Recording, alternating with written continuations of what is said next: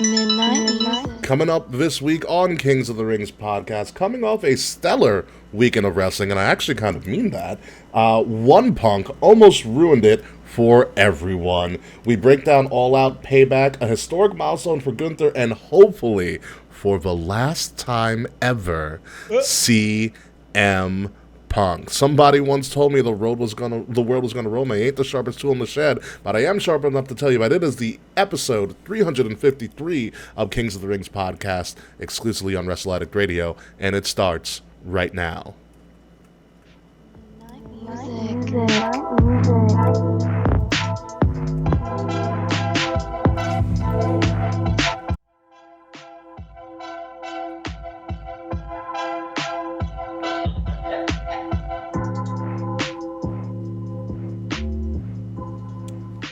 So don't delay, act now. Supplies are running out, and rest in peace to the lead singer of Smash Mouth. Ladies and gentlemen, yeah. How dare you? How dare you just hit me with that? I said somebody once told me the world was going to roll me. That's the opening line to All Star. I know, dude. I know he died. I was so sad. Yes, rest in peace. But it's not a sad episode this week. It's a fun episode this week, but I had to put that in there because Smash Mouth and All Star is a fucking iconic ass song. Yes.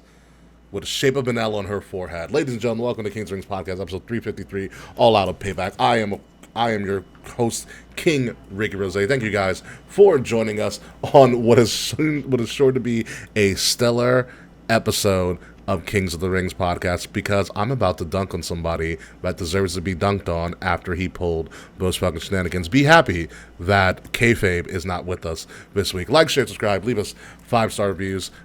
Hit the notification button if you're watching us on YouTube. Make sure you're following us on Twitch, wherever you're following us. Please give us a follow. Like, buy some of our merch. Link to all of that is in the description below. With me, without kayfabe, which again, I'm happy that kayfabe's not here because we are proud to go to town on some guy. Will Tarashak, how are you? Yeah, I mean, I'm just glad that guy isn't me. I'm glad I'm not the one getting dunked on. I'm kind of sick of it. Don't worry, Taquan's still in the comments to dunk on you. Yeah, well, Taquan's wrong, all right? First off, Hercules is better than the lad, and I'll fight anyone over it. Oh, boy. But my name is Will Tarashak, T.S. and Thomas. I did not draft a kicker in the first round. I wasn't there my fantasy draft, so I don't even know. You probably drafted the kicker in the first round? I didn't, Ricky. I'll read you my team after this in the post show because you're gonna like it. Did I read it to you last week? It's pretty good. I don't know. I drafted on Sunday night, so I'll read you mine. I'm pretty happy with my team too.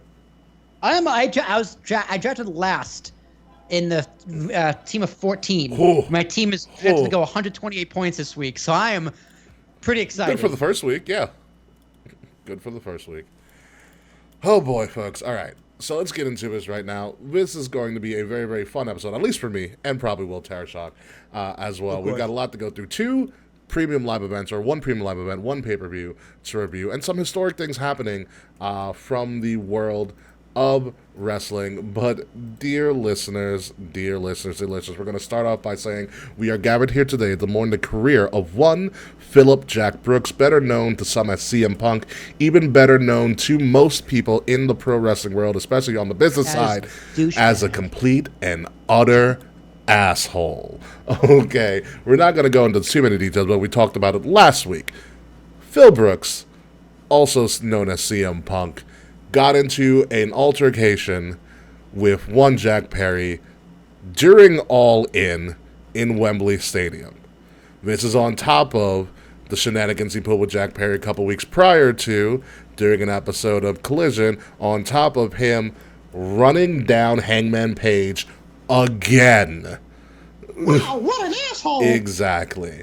It came out, I think it was Friday, or it came out on Friday, I think. Yeah. Something like that.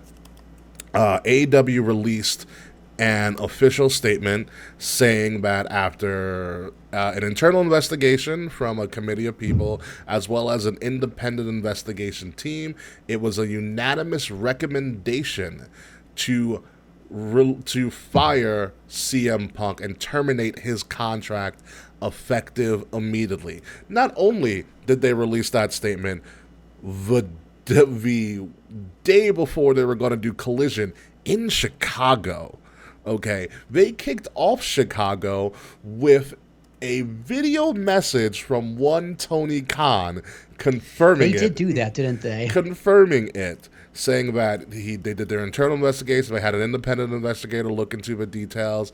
The recommendation was to immediately terminate CM Punk's contract, which Tony Khan said he was going to move forward with. Here's what I found interesting about this, Mr. Tereshak. Tony Khan then goes on to state something to the effect of this.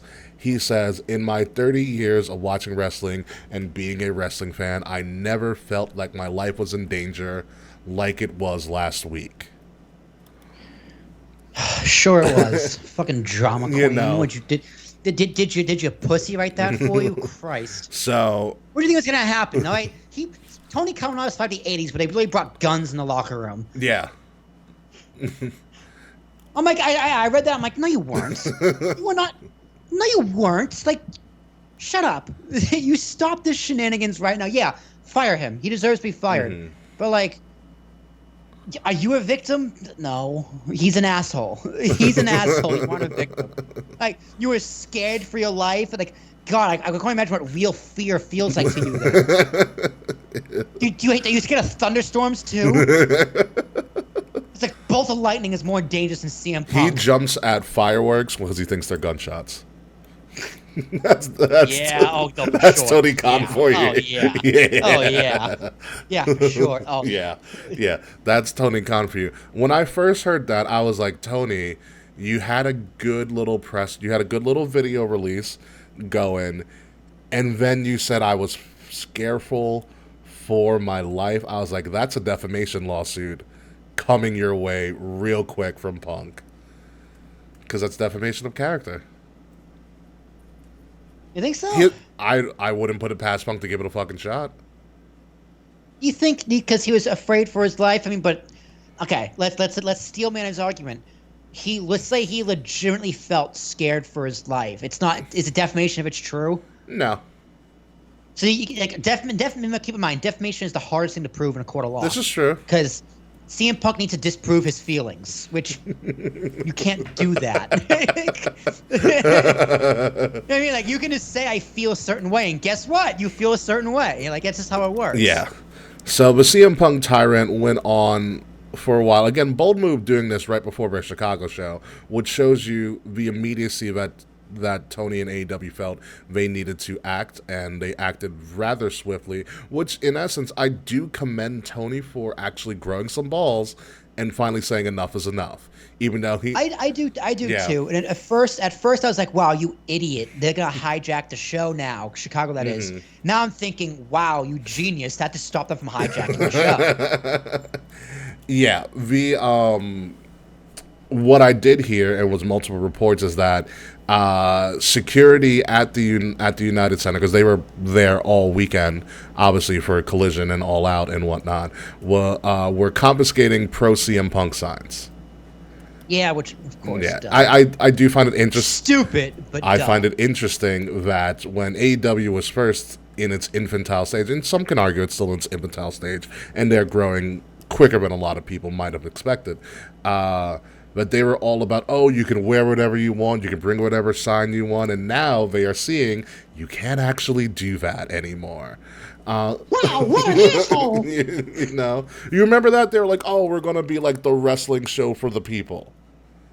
You know? Yeah, but you know what? You want quits that shit real quick? Money. Mm-hmm. And making money. And front row people with signs have the N-word on it. Yeah. That's going to put a stop to that real fucking quick. Yeah.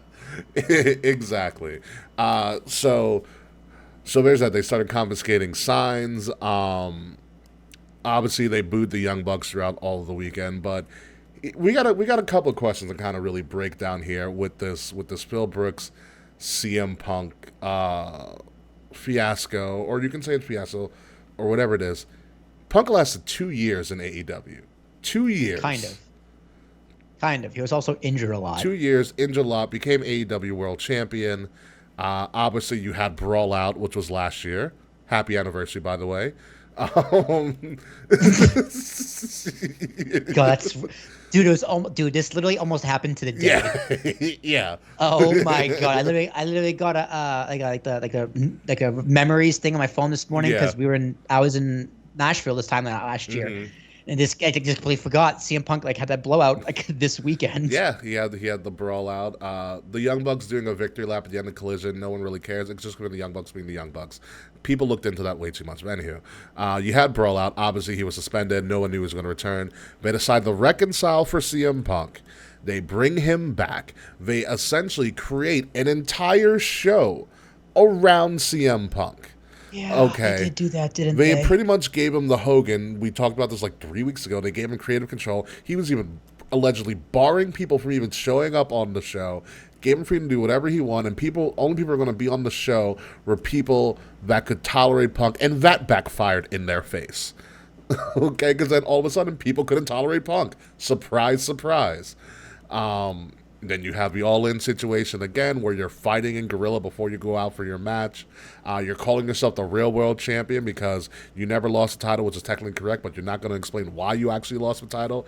Yeah, why was that? Why didn't you lose the title? Even talking about when he came back, he pretty much said, whoops, my fault, sorry.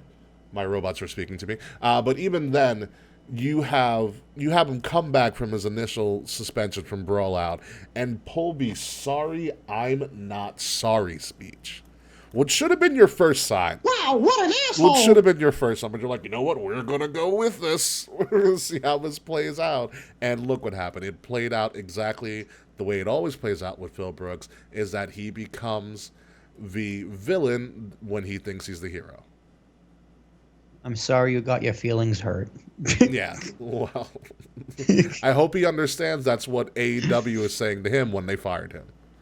Dude, I can't wait till he has like a Colt Cabana podcast. He's like, this place was run by idiots. It was a circus, and oh yeah, I had creative control and complete freedom. Here's the problem. He can't even do Colt Cabana anymore. I know he can't do a Colt Cabana. He's gonna do a podcast with Conrad Thompson and be like, this place was run by buffoons. It was a circus. No one's had to pick up the airport. But Punk, couldn't you have like creative control? Weren't you like an executive or something? Yeah, well, Conrad. Here's who I want to do the CM Punk show, because it's happening. It's coming. It's coming. I bet Tony Khan's lawyers didn't like put like a non-competer. Like that's also the issue too. We don't know if there's a non-compete. Like, when is he legally allowed to speak with AEW? Do flip a coin? Who knows? I know with Regal, when Regal wanted to come back to WWE to be with his son, there is Tony Khan put in a caveat that he couldn't be an on-screen talent for a year, but that sounds like it was an agreement done after the fact. So I don't think there is any non-compete clauses in a lot of these AEW contracts, and why would they be? Because a lot of their talent still is active on the indies. Yeah, that too. So this come back to back Tony in the ass. That is again, if we ever see Punk again, and that's the question: is this the end of Punk? I hope so. Fuck this guy. I'm sick of talking about him. I'm sick of seeing him. Oh my God, he'll do Joe Rogan and spill his guts. Joe Rogan will just laugh at him for being knocked out by Mickey Gall. All right, so Rogan has no interest in doing CM Punk. Rogan has more of a chance of having Donald Trump in the podcast than Joe and CM Punk. That's a quote from me. I'll put money on it. Yeah, it's Punk to the Impact Zone confirmed. I don't even think Impact is going to touch CM Punk. Impact's doing well without him, surprisingly enough. Who runs Impact? It's not Smashing Pumpkins Isn't anymore. It Billy it's not Corgan? The Carters. I thought Billy Corgan was the NWA. Oh, I forgot who runs Impact. I'm not completely sure. Not Jeff Jarrett. It's definitely not Jeff. Where's who does Brace for Impact? Is that Nate? Yeah, Nate does it. That's Nate. NWA is Billy Corgan. You are correct, Frets. Thank you. Yeah, we'll ask Nate, the host of a Brace for Impact podcast, who covers all things Impact, past and present. EC3 is the NWA. Good for him. Well, yeah, because he beat Tyrus. Yeah, who he definitely controlled his narrative. Maybe that's where Punk needs to go. Punk will recreate, control your narrative, and then ruin his own narrative. Dude, that's literally what he did in AEW. He had creative control. He controlled his narrative. And he ruined it. And he still fucked it up. Yeah. Yeah.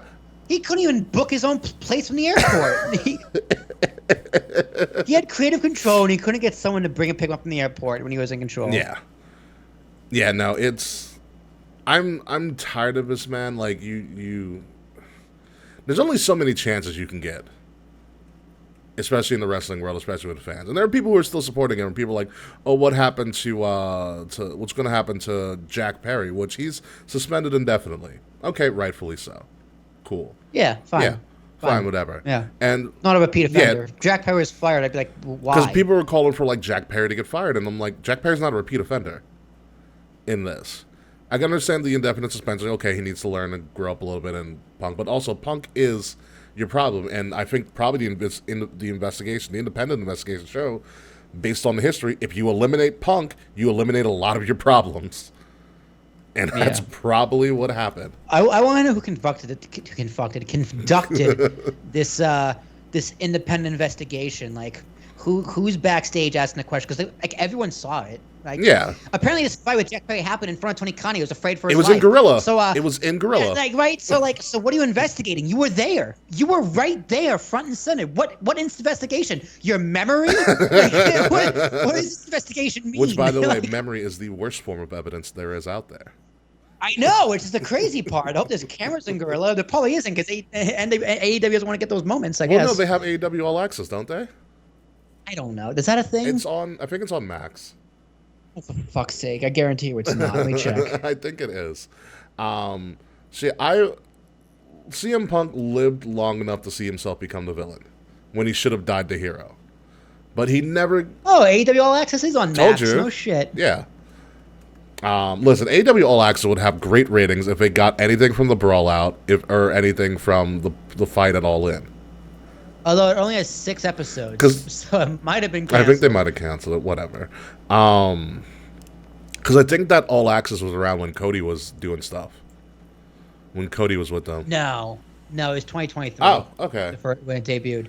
Never mind. Might have been filming when he was still there, possibly. But it wasn't released when he was there. Yeah, released 2023. Okay, fair enough.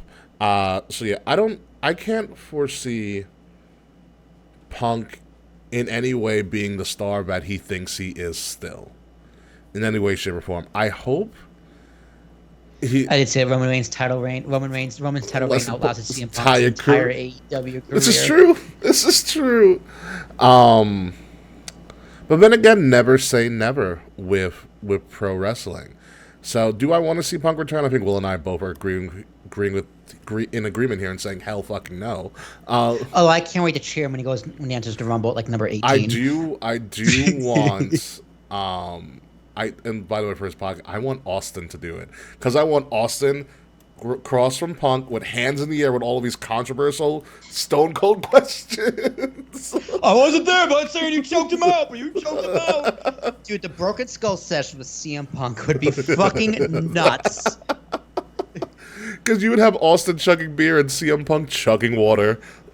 Yeah. Like, hey, here's a beer for the workman. Oh, wait, you a pussy. He goes, CM Punk, here's my guest. Fuck you. I mean, listen. I gotta go buy more of Austin's lager. That shit's really good. The American lager is great. And listen, I mean, it's not out of the ordinary, because, I mean, Austin got Jericho when Jericho was in AEW. And that's on the network. Yeah, that's true. So it wouldn't be out of the realm of possibility for Austin to do Punk. And honestly, can you imagine the numbers if Punk did the Austin podcast? Dude, Austin hasn't done a podcast in a long time. This would be a great one for him to do. I don't know if Punk would bite. And I don't know if Austin would bite. Do you think Austin's been following this drama? No, not at all. Not at a all. fucking chance. Not at all. I mean, is Austin gonna? We're gonna talk about what? Who gives a fuck? But you know what I mean? Like, he's not gonna care. Yeah, but with Punk, all the stuff from Punk is totally erased from AEW. None of his merchandise is there. His AEW related pro wrestling tees merch is not going to be there anymore. He is no longer a part of the roster on AEW's website. Punk is or the alumni. I believe. Punk is erased for good. Now, here is the big question. And I've heard a lot of theories. Austin doesn't need to watch any more wrestling. Austin's done enough. Is there any way possible, you think, Will, that CM Punk returns to WWE. No. Like, yeah, I was going to ask you if you bought the rumor he was going to go in a 2023 Rumble, do a feud with Kevin Owens. And I go, what show are you watching? Like, what? Are you crazy? No. Like, I don't think that was even close to happening. Yeah, I mean, do you remember how the 2023 Rumble panned out? Perfectly without him. Yeah. You know, perfectly without him. I don't know. There was a whole Sami Zayn and Kevin Owens and Sami turning on Roman to get back with Kevin. Like, yeah. Yeah. Like, there's no place. There's no place for Punk in that story. Yeah. Well, where was exactly? Like, the writing was on the wall and in the ring. Yeah. Punk was going to go against Kevin Owens. Where? When? Like, he was written off TV and came back in Montreal like a month later. Like, where was CM Punk going to fit in this storyline? Yeah, I think I don't believe that. I don't believe that for a second. I think Scoop sat and just come in his pants. Yeah. The whole story was supposed to be like Punk versus KO at the Mania that year, which could have moved the needle, but no. But that tag match was way better. It did. That was needle mover. Yeah. A tag team match. Main evented WrestleMania. When's the last time that happened? WrestleMania like 1? It was. That's correct. Yeah, literally. So, and the first time the tag titles main evented a WrestleMania. Yeah. So no, I don't buy this for a second that Punk was going back to WWE. I don't buy it. I'll believe it when I see it, and then I still won't believe it. Like, you got to keep him in line, and they couldn't keep him in line when he was there 15 years ago, or like 10 years ago. You think he's gonna keep him in line now? I think there is a better chance if Punk were to return to WWE to keep him in line. Number one, because the hierarchy of power is a little bit different. In that sense, aka Triple H is probably going to bury his ass. Yeah. That, and it is clear and evident that in the grand scheme of professional wrestling, WWE included, CM Punk is no longer the top guy. And he will be treated as such. Yeah, where do you put him? I heard a theory from my boy Kaz. Shout out to Kaz.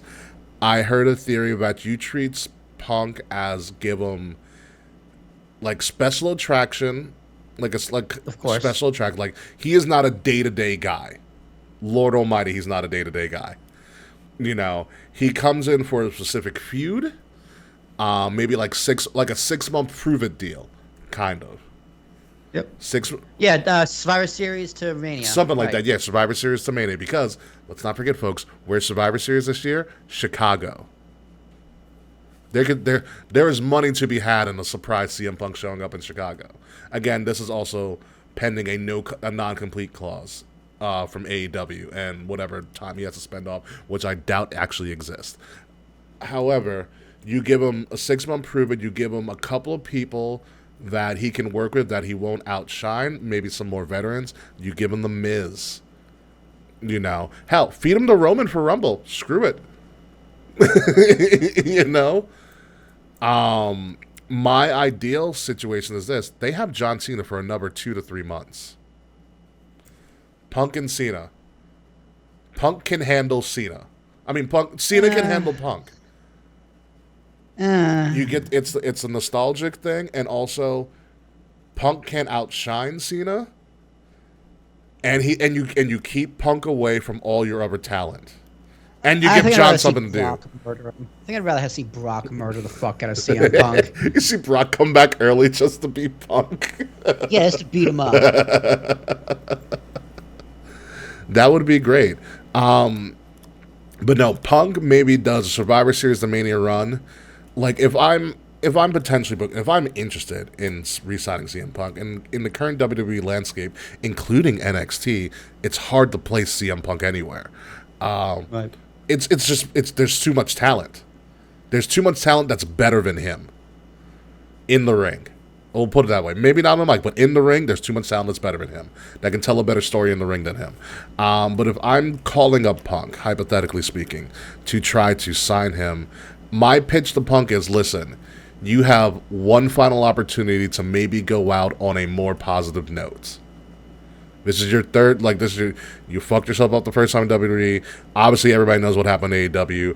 You're not getting any younger. You're not getting any better.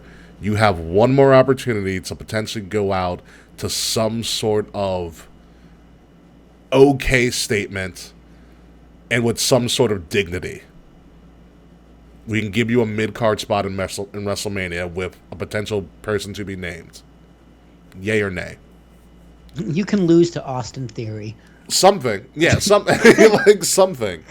But, like, at this point, the window is so small for him to do something that either he takes it now or he's gone forever.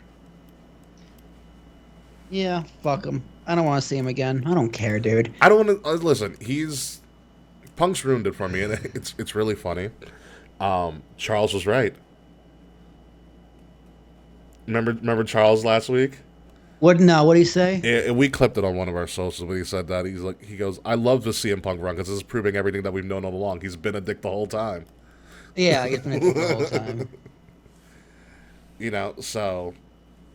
Punk go back to making B movies in mid-comics. He wasn't even good at that. He wasn't even good at that. Go back to UFC. Go to MMA commentary, which he was pretty good at. I think commentary he's fine. He can't even go back to UFC because it's going back to WWE. not UFC, MMA. Yeah. MMA commentary like Bellator or something. Yeah, I'll go to Bellator or like One Pro Wrestling or whatever it is. I don't know. But yeah, no. Rest in peace, CM Punk. Punk screwed Punk. Yeah. Yep. That's what it is. That sums it up. Punk screwed Punk, and Triple H was right the whole time. Yeah. That's all it is. So. God, I hate being an adult. Yep. You see your heroes. Wow, what an asshole! You see the heroes for who they actually are. So, if this is the last time we talk about CM Punk, thank God. Anywho, we do have to give some congratulations to Gunther, who has now beaten the Honky Tonk Man and is now the longest single intercontinental championship reign of all time.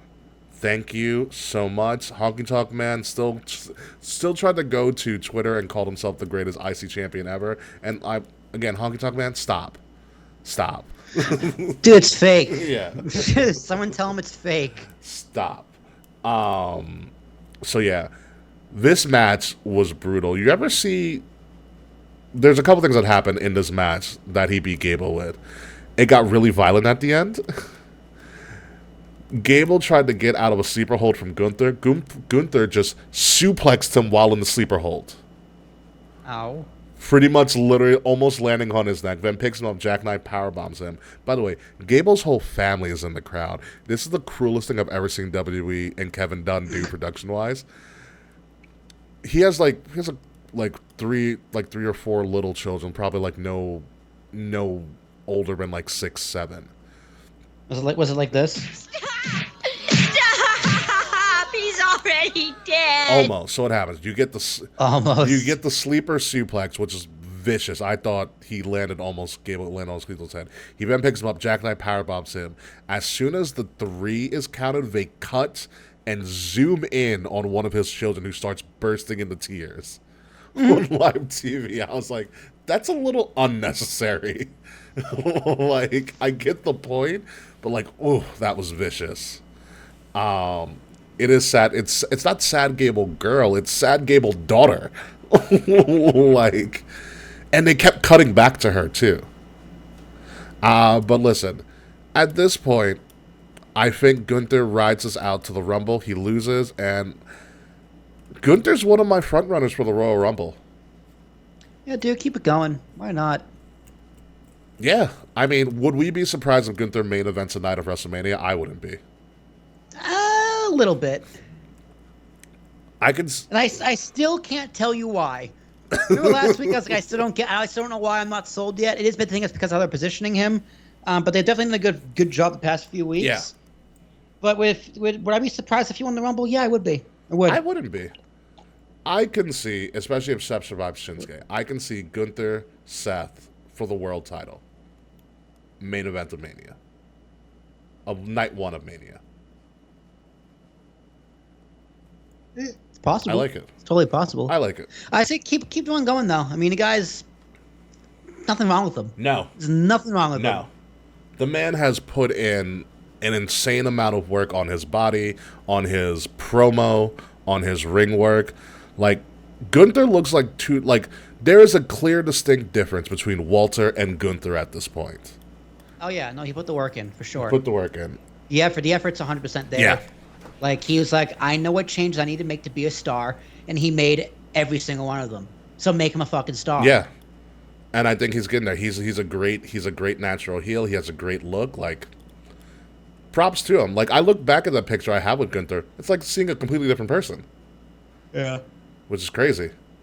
He's beaten a lot of people too. He's beat up a crap ton of people. But yeah, I think Gunther Seth main event, and Gunther takes it off Seth, and Seth can finally go home because he finally main evented a WrestleMania, and he can get his freaking back surgery. Think that's the story there. Which I like. So congratulations to Gunther again. May his IC title run last for a very, very long time. Long may he reign. Yes. Speaking of which, AEW's Grand Slam is coming up. You know, the thing that's not a pay-per-view, but Wrestle Dream is, which is coming up in a month for AEW.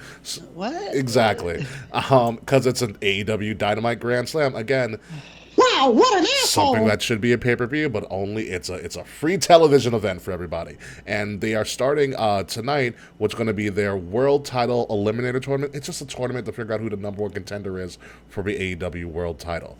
That tournament is starting tonight. So, Will, you have been to Grand Slam once, right? Yes, the first one. What was the experience like? Fun as fuck. The atmosphere was great. The noise in that building is excellent because it's a dome. I was going to say, how are the acoustics? The acoustics are phenomenal. The first time they didn't have like nearly enough merch, and the food was kind of trash because that's on a stadium though. That's not AEW's fault per se. Mm-hmm. Well, the merch is their fault, but it's the stadium's fault. They didn't prepare for that many people. Yeah. And I've heard that the last one was a lot better for that fact, mm-hmm. But going to Arthur Ashe, man, it's really easy to get to, at least from me. Great venue, acoustics are great, the show is great. Like, I love that they do this every single year. Yeah. But I've heard that ticket sales are really pricey and they're not really selling that great. Yeah, I mean, they've been struggling ever since All In at Wembley.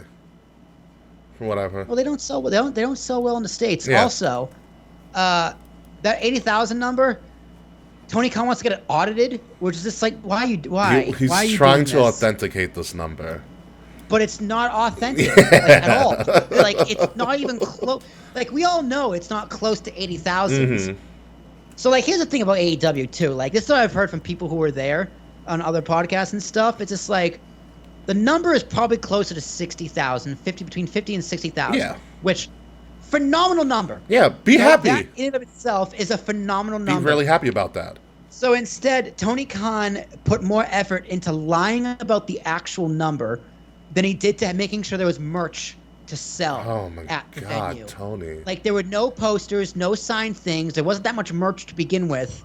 Like, could you imagine WrestleMania without, like, a signed program? Never. Or, like, a signed thing with, like a signed poster with the matches and both people sign it. There's, like, only 1,000 of them. You can sell for, like, $2,000 each. Listen, if WrestleMania were to ever leave the States, and I've been to WrestleMania in a bunch of cities, London would be littered in WWE merch. They would put a fucking flag on top of Big Ben if they could.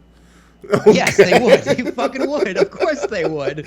Freaking the King of England. The King of England would have a WWE Championship belt. Like, they would be parading through. They would put a flag on top of Buckingham Palace. Okay. They would. Okay. They totally would. AEW would be like, fuck, I should have thought of that.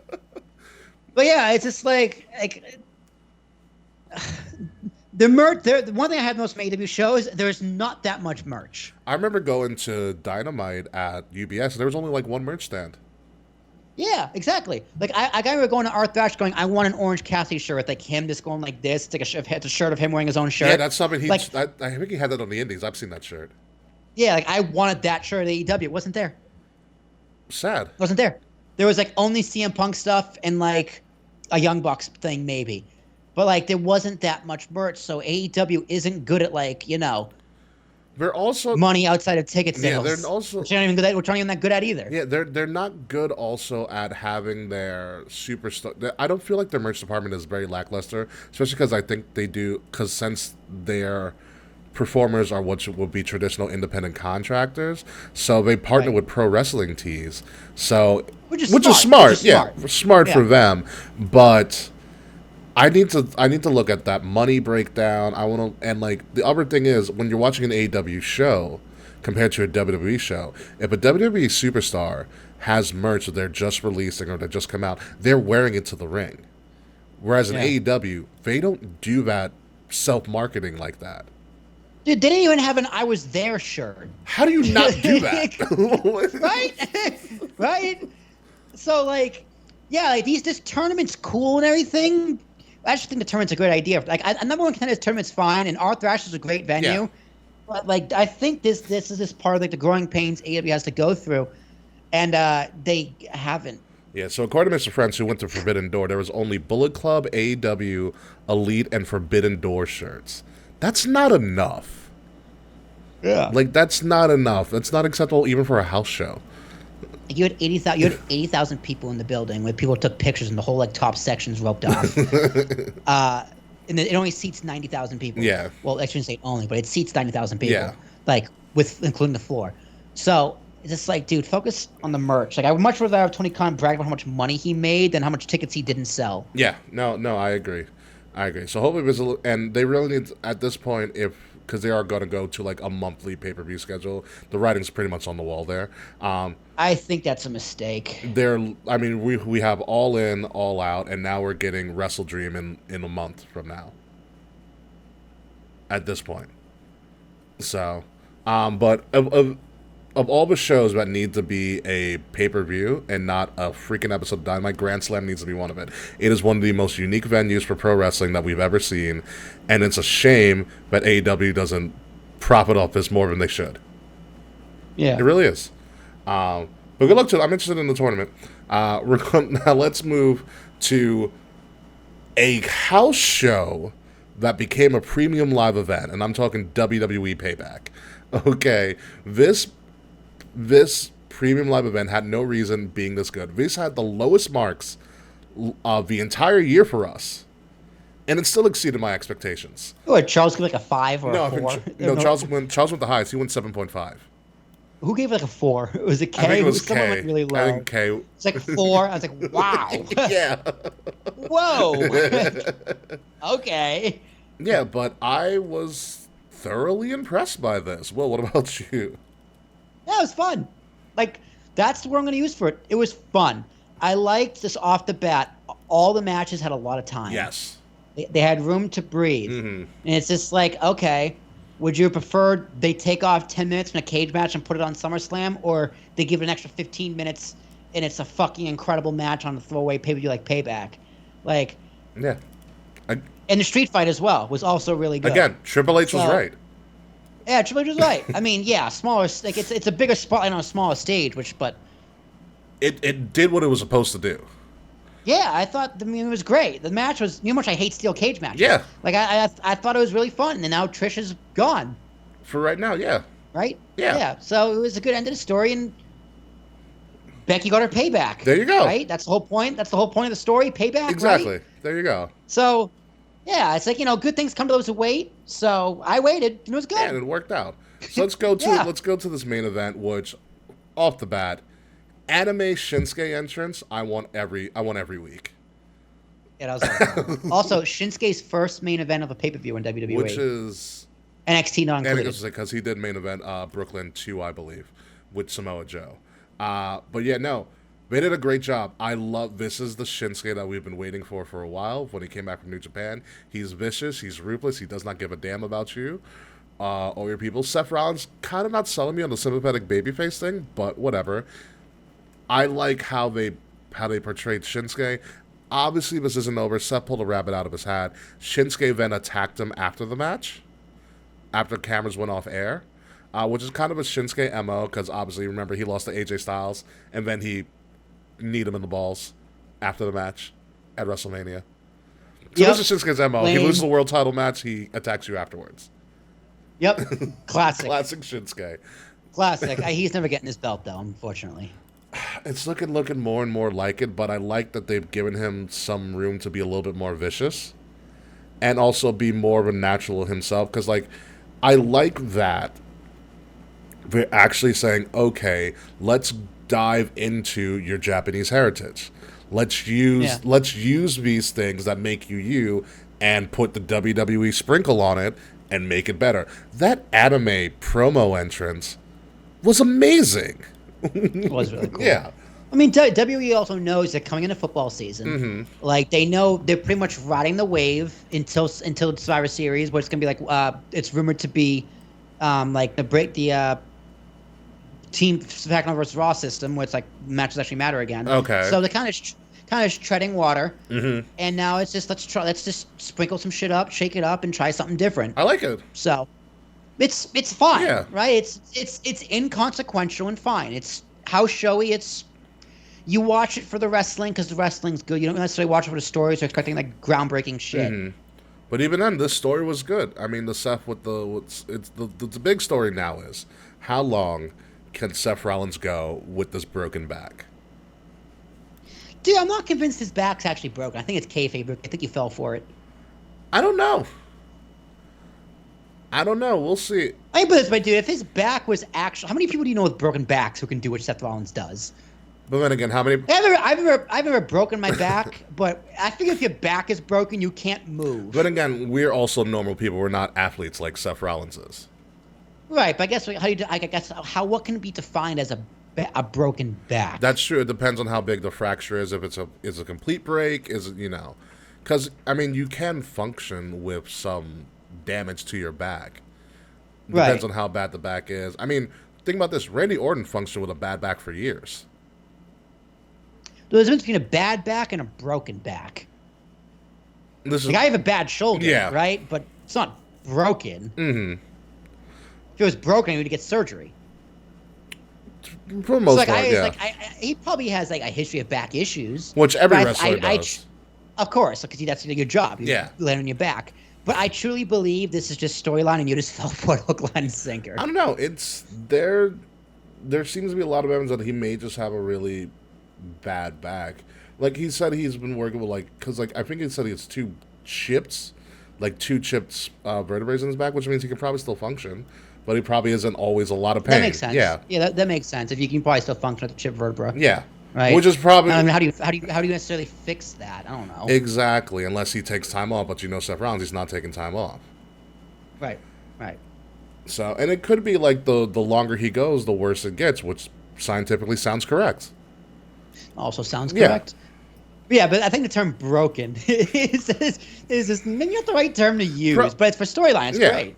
Broken, chipped. I mean, if it's not completely there, then it is broken. So, like linguistically, it does work, But is it actually probably just chipped?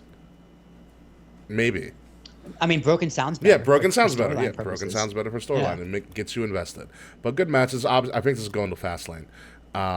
Again, this cage match, a lot better than I expected. Like really, really good, especially for Trish's first cage match ever in her storied career. Yeah.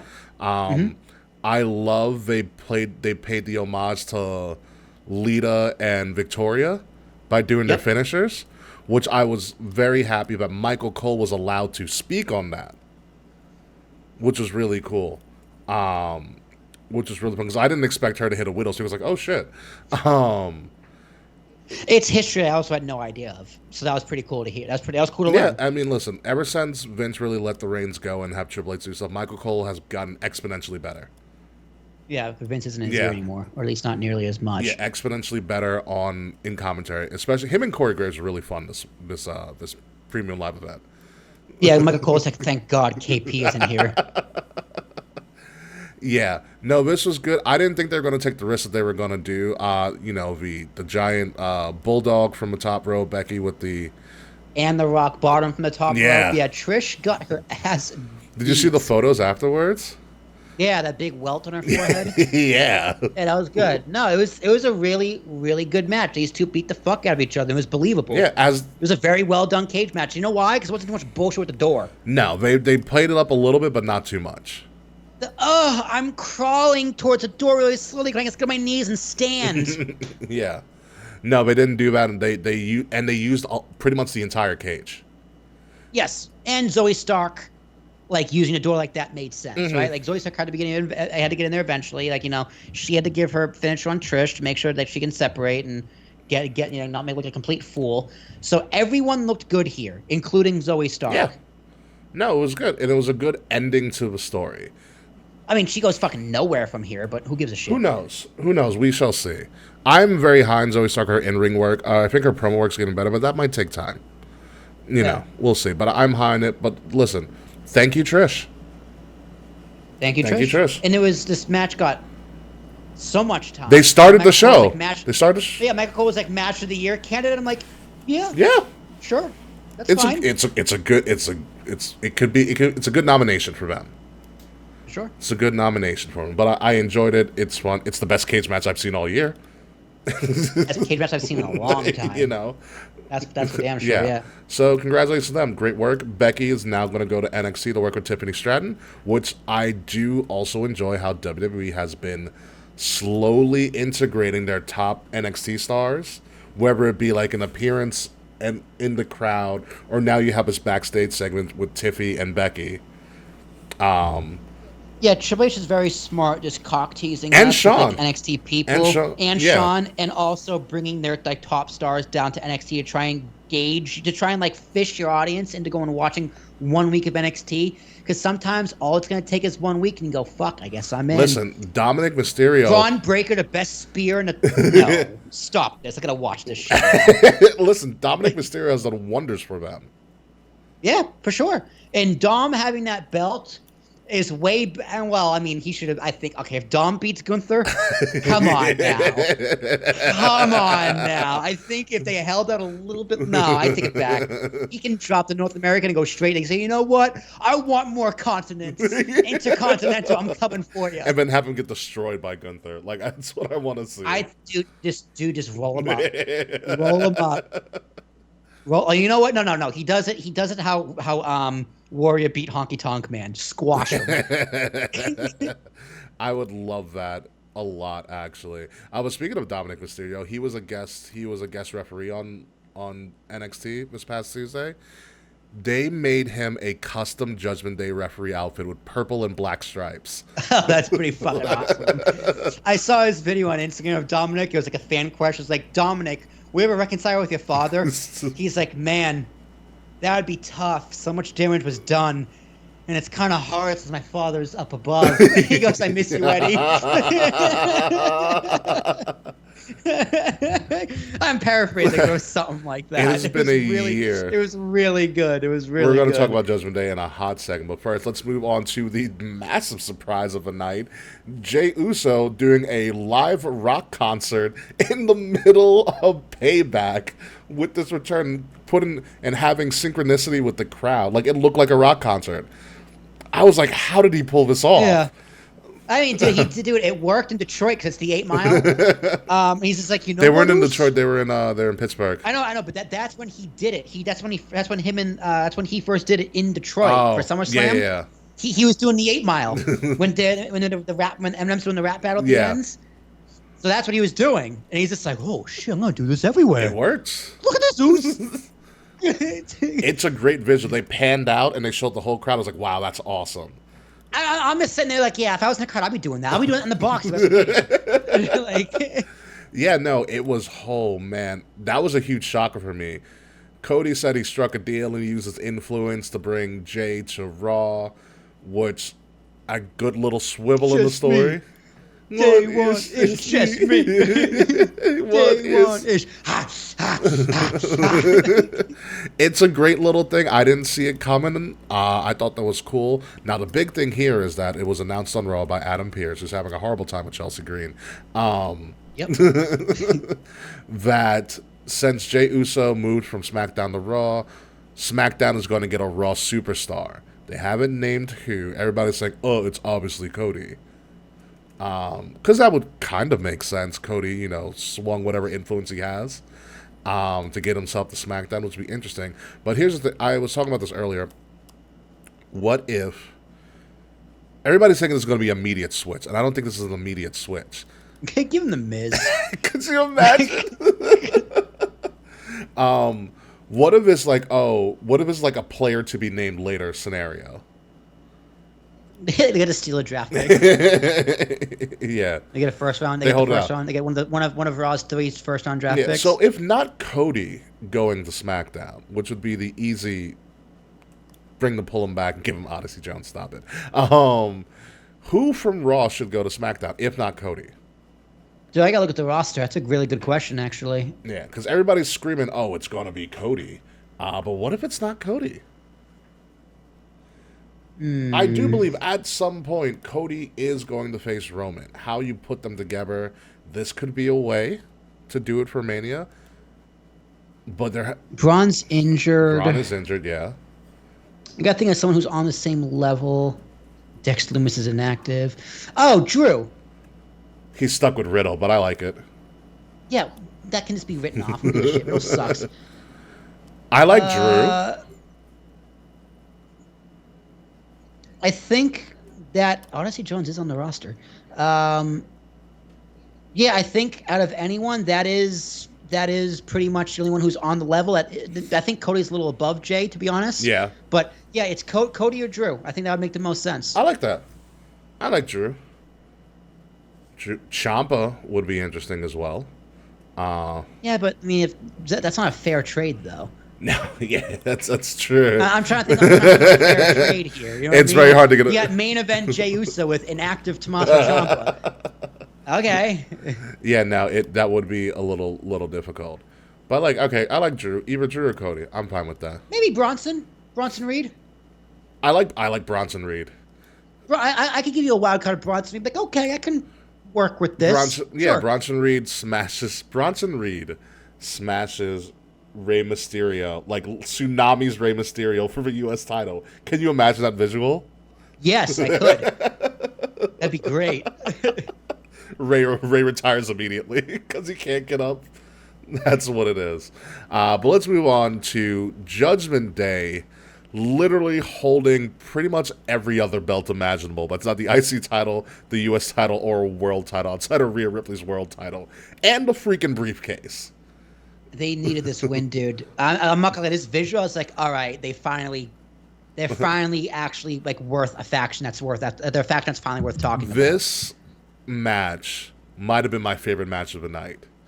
Oh, for sure. It was so much fun. It was so ridiculous. They come out wearing hockey jerseys, and Michael Cole calls them Pirates jerseys. Which Corey Graves was so mad about. Corey Graves is like, are you a fucking idiot? What I love about it is that because Corey's from Pittsburgh, so when they came out with the Mario Lemieux jersey, okay, I don't give a damn about Crosby. He can go kick some rocks. But the Lemieux jersey, Corey Graves lost his mind on commentary. He was like, this is Le Magnifique. It was great. Kevin Owens bled a little bit too much, which thankfully the doctors were there to fix him up. Yeah. That match was crazy. Kevin Owens doing with Jeff Hardy in the crowd. He did do Jeff Hardy. Kind of missed the table a little bit, though. The table was too... He overshot it by like just a few inches, like a few feet. He should have moved the table out a little bit more. Yeah. He still hit it, though. He hit Dom, which we were supposed to do. The table still broke, but he landed hard. Dom had a rough night. Yeah. Still there for the finish, though. He was still there for the finish. Good for him. KO getting speared by Rhea was pretty dope. That was pretty funny. It was before Rhea's match, too. I was like, you idiots.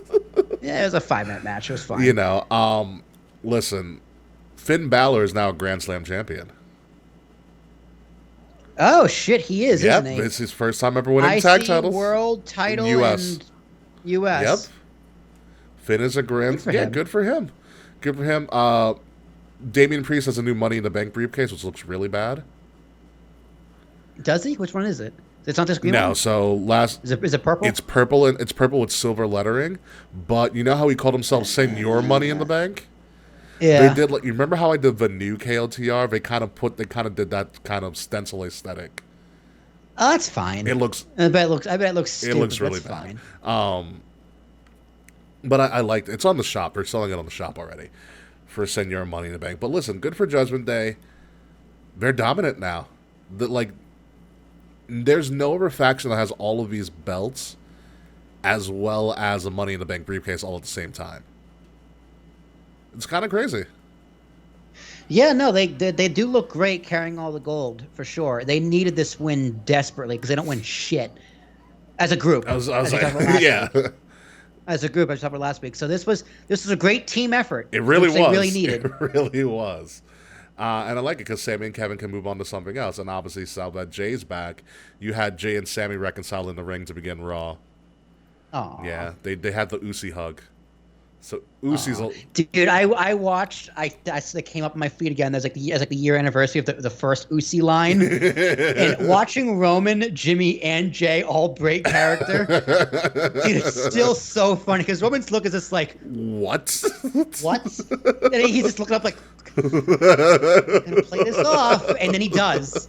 And he does. He's like, so you think is that it, Jey? You're just not. Usi? It's so fucking funny. And I miss it. Oh, man. I miss it so much. So you want to hear something crazy? It's been over a year since Dom turned heel. That's true. Yeah. Clash of the Castle. Clash of the Castle was around this time last year, yeah. Yeah. Talk what a run. Talk about a hell of a year. Yeah. A hell of a heel run. So with Jey on SmackDown, where does that leave Jimmy, and where does that leave Roman? Jay's on Raw. Sorry, reverse it. With Jey on Raw, where does that leave Jimmy and Roman? Roman's still on SmackDown. Jimmy is also still on SmackDown. I know, but what are they going to do? Well, Roman's not doing shit because Roman's going to be away for a while. Jimmy... Yeah, Roman's waiting for Seth at Survivor Series. That's Jimmy fine. is slated to face AJ Styles next week. Okay. Or this week on. Well, yeah, I'm glad they split him up because Jimmy needs to build some street cred and literally get on the same page as Jey to make me think he has any chance of beating him. I would love Survivor Series Jimmy versus Jey. That would be pretty cool. It's the perfect time to do it if we're going to do brand supremacy again. Dude, you do co-main event, brother versus brother, and then brother versus brother, shield brother versus shield brother. Yeah. Brothers versus brothers, zer. Something like brother that. versus brother and brother versus brother. Brethren or something. Yeah, something like that. That'll work. But congratulations to Judgment Day. Interesting run for them. Although Team Jimmy versus Team Jey in War Games would also be fucking really cool. That would be really cool as well. Last one I want to talk about for Payback. Rhea and Raquel. This is obviously the first of many. Really? You should watch it. It was good. It's a 5-minute match. It was longer than 5 minutes. We can't talk about them giving them time and then we say this was a 5-minute match. This one's like a 7-minute match. I fast forward. I didn't go that far. I was like, wow, it's already over. Thank God. No, it was good. It was good in the sense that it actually made Rhea look like she could lose. Because Raquel and Rhea just have good chemistry together. And this is just the beginning of many. Obviously, we couldn't have Raquel take it off of Rhea at Payback because that kind of wouldn't make sense. But there was a lot of good here, and I think this is only going to build from there because now Raquel, like I've said before, is no longer an Apollo Crews type character. Right. She still got the back, but now she's mad. She still has the back too. Great, it's the best back in wrestling. Seth Rollins. Seth Rollins wishes she had that back. But it also helps the fact that these two have good chemistry because they're the same size.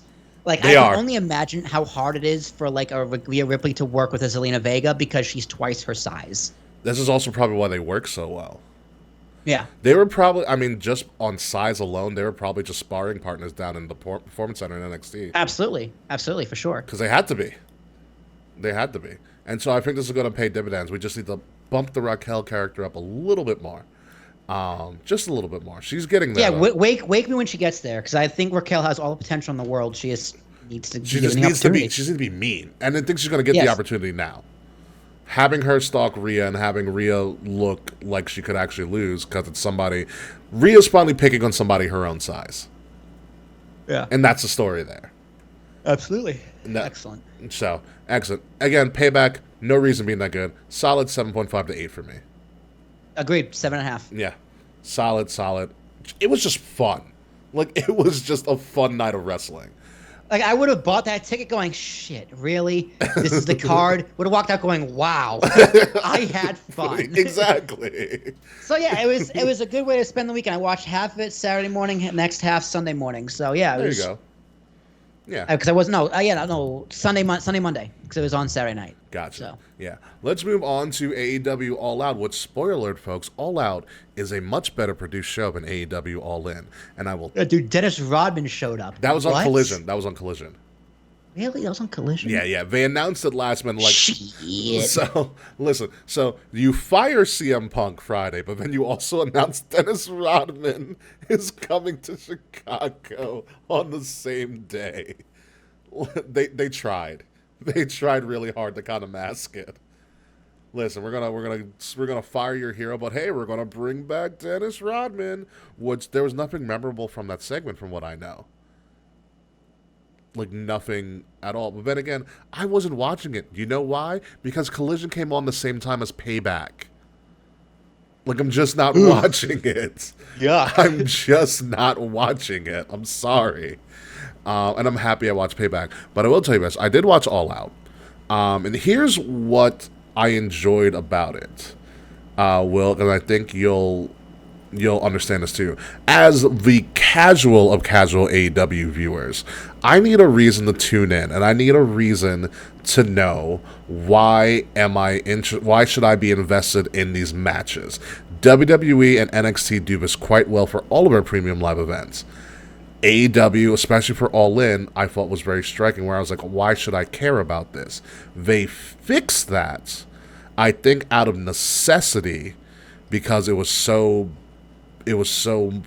quickly after All In, is that every marquee match on All Out had at least a 2 to 3 minute video package. That helps. Yeah, telling you, that definitely helps. Giving you backstory, giving you interviews, telling you why they are fighting, which is something that All In didn't do. And for me, and for my viewing experience, I thought AEW All Out was a much better produced and much better put together show inside and outside the ring, obviously because nobody was fighting backstage a gorilla. It was the crowd was, I think, a lot more into it. They're in Chicago, it's kind of their home base, but like I said, it was just a much better show all around. And they should be proud of this show. I thought it was a really good show. It's, I think, their first show where their secondary title main evented. The international title main event. It was Moxley versus Orange Cassidy. I heard it was a bloodbath turned into Blood Orange Cassidy. It was Blood Orange Cassidy. That's my only gripe. There was, again, AEW problem. Too many guys bleeding in their matches. Sorry, Ricky, they got permission. Yeah, they clearly did. They put these rules in place, and then they just don't follow them, I guess. No, but it was good. Cassidy has had almost a year reign as the international champion, formerly the All Atlantic Championship. Yay! Which is good for him. I realized that Orange Cassidy is very talented. I've seen this man work in person. He's fucking awesome. Yeah, he's amazing. He's amazing. But I also realized in watching this match with Moxley, he's really just he's literally just a whitewashed Roman Reigns. Orange Cassidy. Really? The Orange Punch. Yeah, oh yeah. Okay. The Orange Punch. Does he do a spear? He did do a spear. Oh god, no, he doesn't. Yeah, he does. Does he call it the stem? Stem. No, but it was good. Orange Cassidy deserved to take some time off. Jon Moxley is now your new international champion. Good for him. Hopefully that'll, raise the prestige of that title to something more than it. But it was a good match. It was a good way for Orange Cassidy to go out and should take some time off. Also happening in this match, which is probably the match of the night, Kenny Omega versus Tokeshka from New Japan and Don Callis' new protege, which Kenny lost in a hell of a match. Very New Japan style. Very awesome. Tokeshka, kind of newer to the scene. I'm a fan of him right now. He's huge. He can look Kenny Omega in the eye, pretty much. And he flows really well. Great fundamentals. Like you can see, he has his bridging during a suplex. Just a really good match. Really good match, and this is a match that I felt told a good... This is a very WWE-style match where it really, like, it crescendoed to something. And it told a story, which sometimes you don't get from AEW matches all the time. But they really took their time building up this match, which I thought was really, really good for them. Moving on, as we're kind of fast-tracking, strap match. Strap match was... This is the CM Punk replacement match. It's supposed to be Ricky Starks versus CM Punk in like a strap style match, but obviously CM Punk got fired. Okay, and Ricky Starks has been trying to go up against one of my favorite legends, Ricky the Dragon Steamboat. I've been hearing about that. I hope it doesn't happen. No. So what happened was on Collision, he wanted to get a match with Steamboat in a strap match. So Steamboat signed the contract, or Steamboat got the contract created, and he's like, "Oh no, I'm not fighting." It's like this. He's like, I'm known as the Dragon, but this guy is also known as the Dragon, and it's the return of Bryan Danielson. That's pretty cool. Yeah. So all right, kayfabe, that makes sense. That's pretty cool. Yeah. So Bryan Danielson returned to face Ricky Starks. Great match, bleeding strap match, pretty brutal.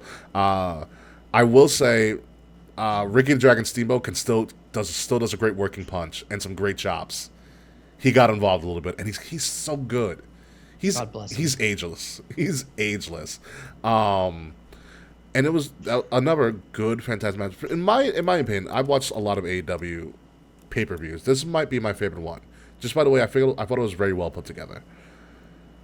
And then we if there was anything that was meat-slapping majesty, it was this. Powerhouse Hobbs versus Miro. And Lana. Well, I was going to get to that. I was getting to that. There's this whole thing with meat going on, so the crowd started chanting meat the entire time. It is a very meaty match. Yeah, they were like, meat, meat, meat, meat, meat. It was a very big meat-slapping match. I still escaped. Yahoo! That's the wrong one, I think. I didn't hit that. That was like my mic cord. Yeah, okay. It was there it is. meat There it is. slapping majesty. Thank you, Kay. Yes, thank you, Kay, so much. Thank you, Kayfabe. It still escapes me how Powerhouse Hobbs isn't a bigger deal in AEW. It really does. And I don't know why. Like, he looks the part. Like, I don't see how he's not a champion, but whatever. That's AEW's issue. Great match. They have enough of them. What? Oh, champions? Champions. There's enough to pass around. Right, you know what I mean? Like, seriously. if Taquan was here, we know what he'd say. Exactly. And then all of a sudden we had the debut of Lana, which was so weird to see, by the way. And my first instance, obviously, outside of kayfabe telling us that Lana showed up. Is she wearing pants? That's She my is first wearing. question. She's wearing shorts. Yeah, I know, but it doesn't look like it. I know.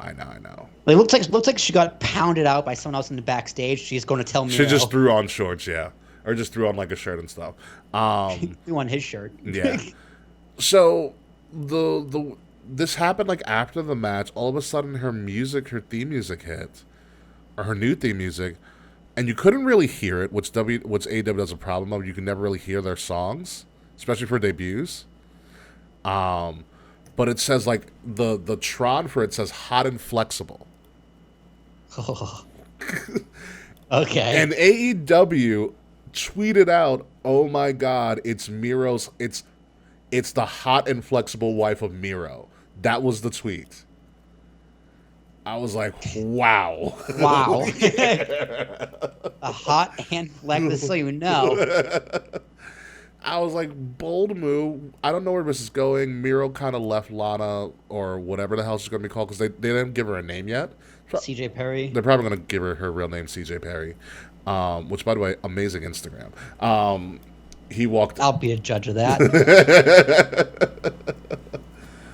How soon till Lana goes through a table? I give it till Full Gear, which, by the way, Full Gear has been announced for November 18th in Los Angeles. By the way, are they going to do the Crypto.com arena, formerly known as the Staples Center, and forever known as the Staples Center? Miro did not think she was real. I mean, I get it. I've seen Lana in person. I'm like, you're not real, but I still took that picture. because I was very hot about it. I was very intrigued by Lana because Lana's freaking amazing. Also, really nice person. Are you obsessed with Lana's Instagram now, Will? Not really. I'm not too impressed. Yeah. She's like holding swords and has a gun. Which one are you watching? Watch her like latest reel. Oh yeah, she has reels. Duh. Duh. Well, that's Orange Cassidy bleeding. That's MJF. That's a quote. That's another quote. Oh, there she is. Yeah, she pretty. Oh my god. So I don't know what Lana and Miro are going to do here. Sometimes I'm surprised that they're still married in real life, because they never seem to ever be around each other. Oh, that's interesting. So Full Gear isn't going to be at the Staples Center. It's going to be at the Kia Forum. Very, very interesting. That is a smaller venue, obviously. So very interesting with that. All right, so we got, as we're leading into, as we're leading into the fall schedule for AEW here. We've just done All In. We did All In last week. All Out was this past weekend. Wrestle Dream is in October. Then you're going to get about 6 weeks off. And then, as Will is still oogling over his Instagram. I'm trying to make a decision, man. We get, yeah, not really a fan. There's better out there. Fair enough. Anywho, so we go from Wrestle Dream October 1st. I know CJ Miro are still married. I'm just not sure whether it's hard to believe sometimes. But anywho, so we get like Miro's a cuck? No, I just said they're still married. Anyhow, sorry, I was thrown off. So we got Wrestle Dream in October is the next big one in Seattle in honor of Antonio Inoki. So I don't know if it's actually going to be it's going to be an ongoing thing or it's just like a one-off.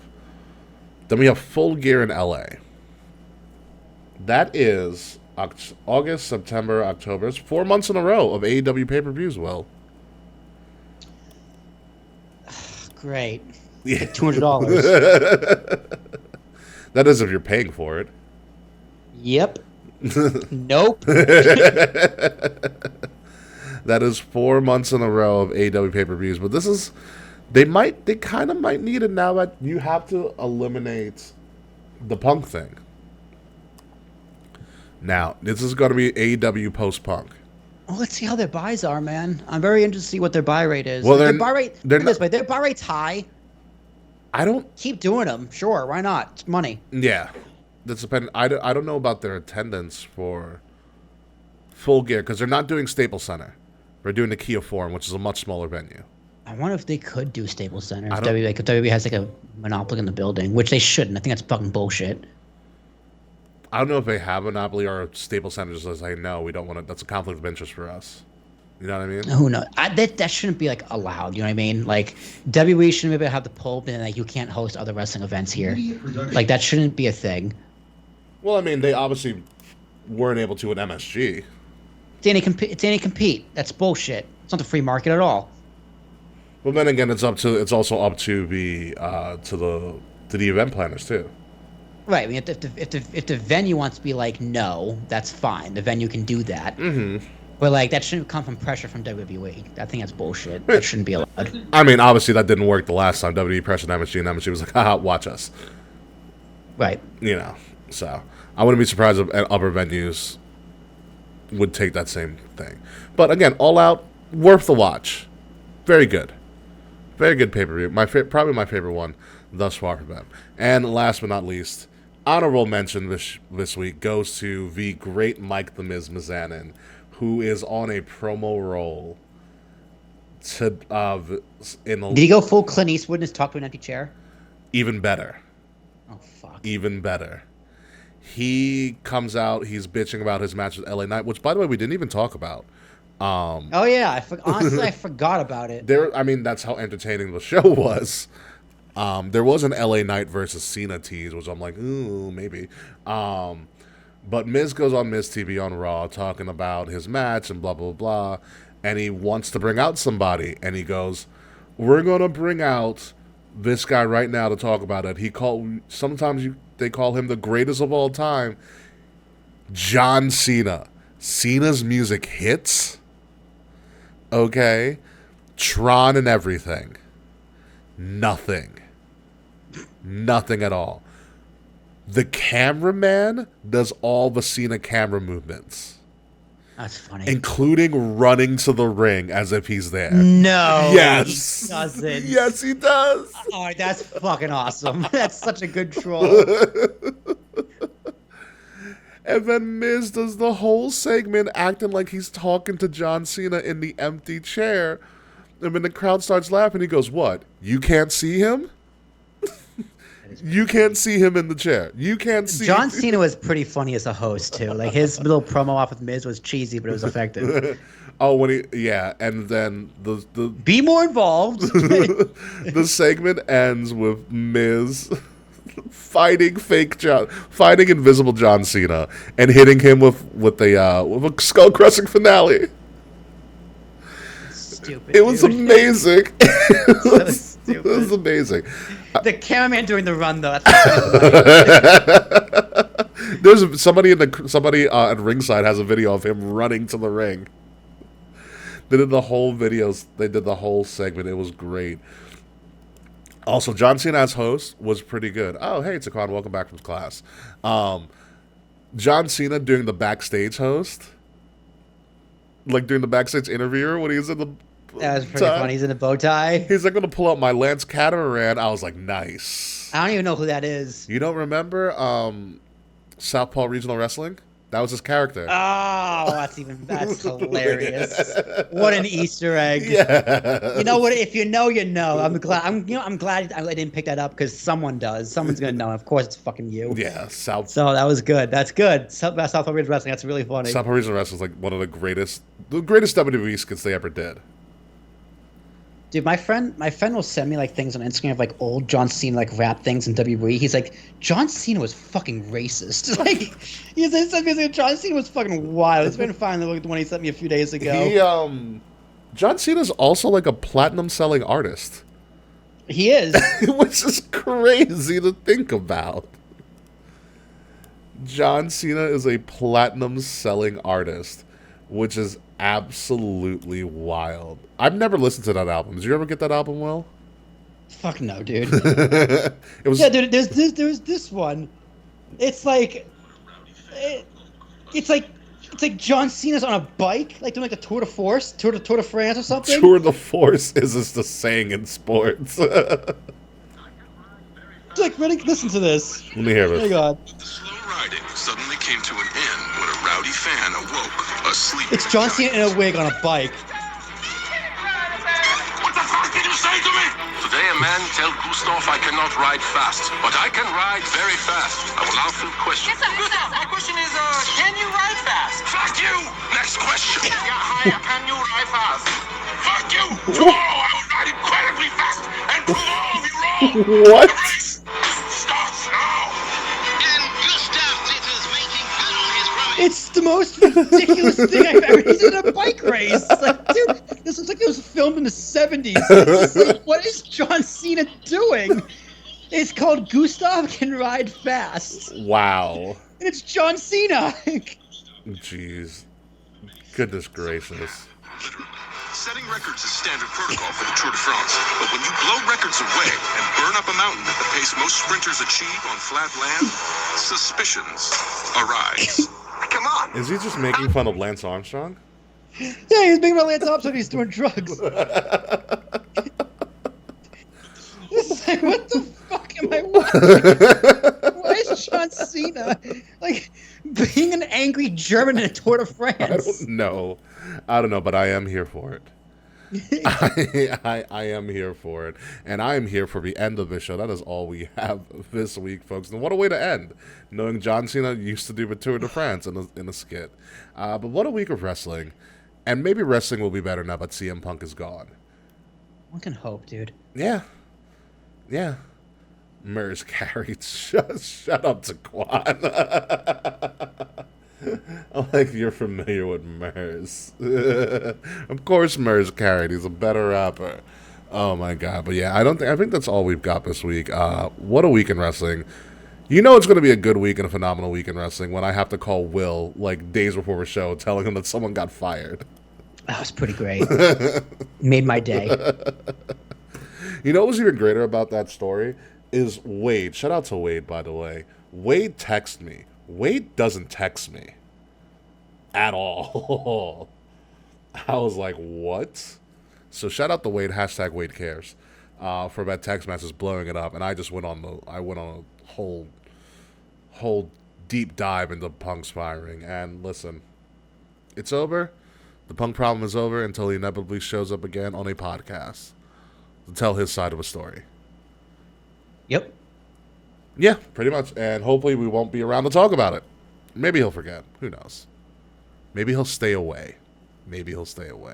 Doubtful, but one can dream. Anyway, folks, we have Disney versus Pixar bracket to fulfill out. So, if you may, sir.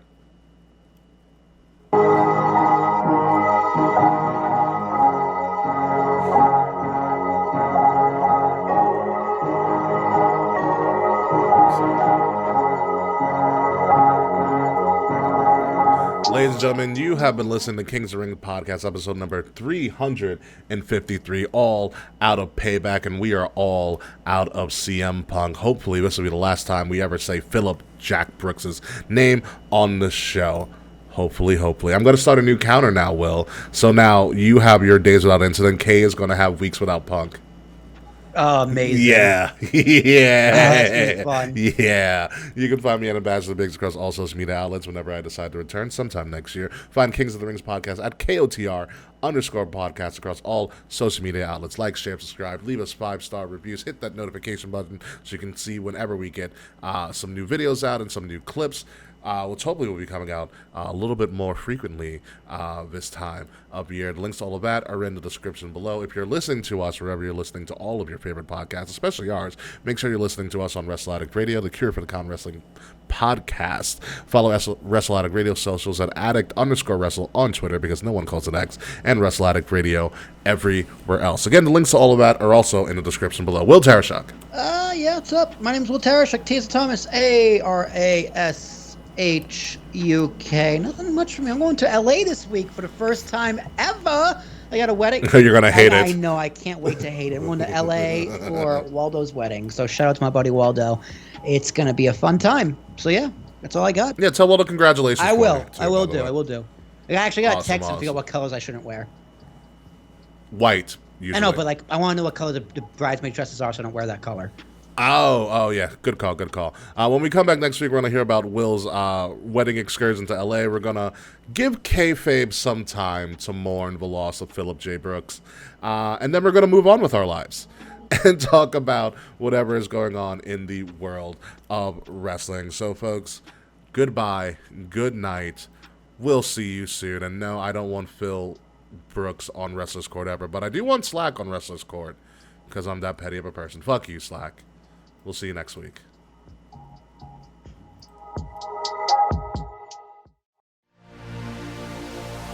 This has been a Wrestle Addict Radio branded podcast.